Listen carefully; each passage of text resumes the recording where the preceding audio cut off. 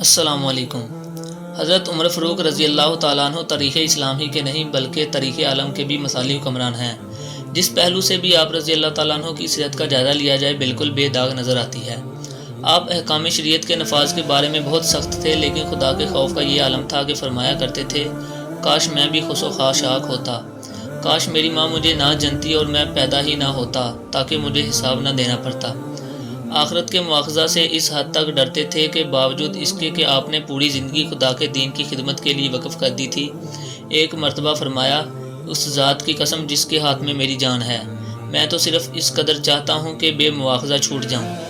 نماز میں بالعموم وہ آیات تلاوت کرتے تھے جن میں قیامت کا ذکر آتا اور پھر زار و قطار روتے۔ عشق رسول صلی اللہ علیہ وآلہ وسلم کا یہ عالم تھا کہ آپ صلی اللہ علیہ وآلہ وسلم کی وفات کے موقع پر آپ کو یقین ہی نہیں آتا تھا کہ واقعی آپ صلی اللہ علیہ وآلہ وسلم وصال پا گئے ہیں۔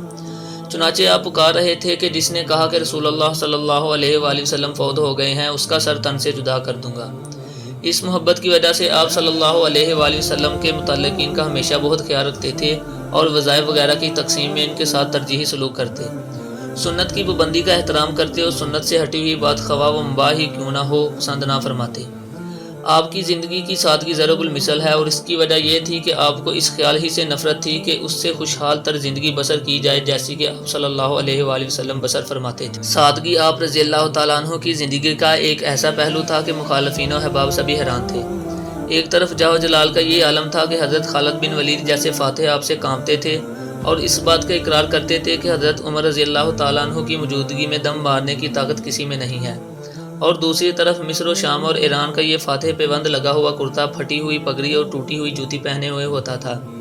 ایک طرف کیسر و کسریٰ کے خلاف مہمات میں ہدایت دی جا رہی ہوتی تھی، اور دوسری طرف بیوہ عورتوں کے گھر میں پانی بھرنے کے لیے مشق کندھوں پر ہوتی تھی، اور جب تھک جاتے تو مسجد نبوی کے کسی کونے میں فرش پر ہی سو رہتے۔ بیت المقدس کے صلح نامے کے وقت جب صحابہ کرام رضی اللہ تعالیٰ عنہما نے آپ سے قیمتی لباس پہننے کی درخواست کی تو آپ نے فرمایا،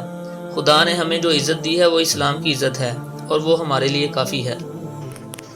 آپ رضی اللہ تعالیٰ عنہ کے مزاج میں ذرا سختی تھی۔ اسلام کے قبول کرنے سے پہلے اسی مزاج کا نتیجہ تھا کہ آپ رضی اللہ تعالیٰ عنہ حضور اکرم صلی اللہ علیہ وآلہ وسلم کی جان لینے کے ارادے سے روانہ ہوئے اور بارگاہ رسالت صلی اللہ علیہ وآلہ وسلم کے اہم رکن کی حیثیت سے لوٹے۔ اسلام کی حالت میں بھی کفار کو اپنی تلوار سے مرعوب کیا، اسلامی اصولوں کی مخالفت کو سختی سے دبا دیتے تھے۔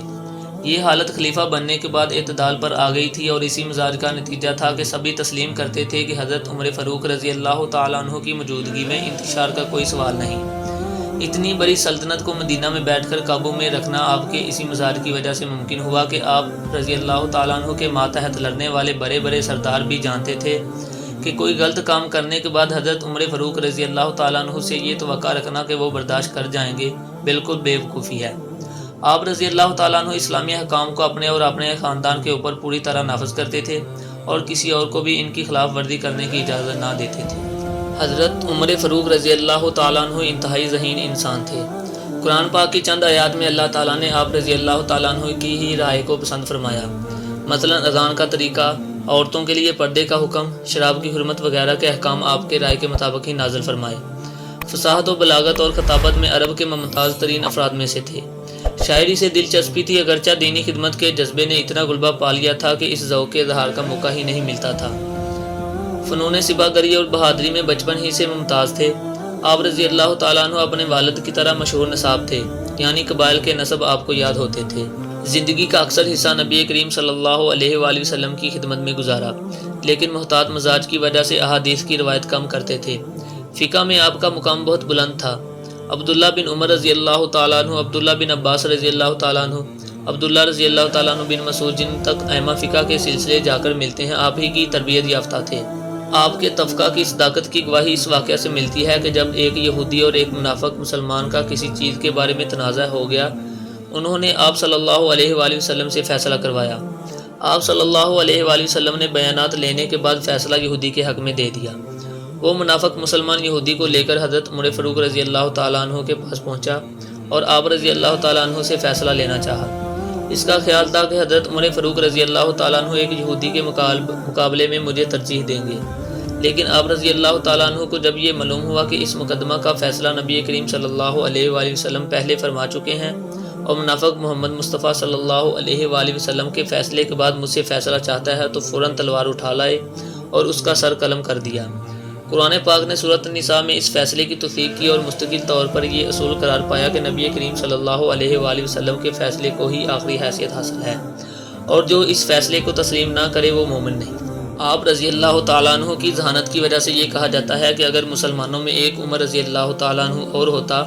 تو دنیا بھر میں اسلام کے علاوہ کسی اور مذہب کا وجود ہی نہ رہتا۔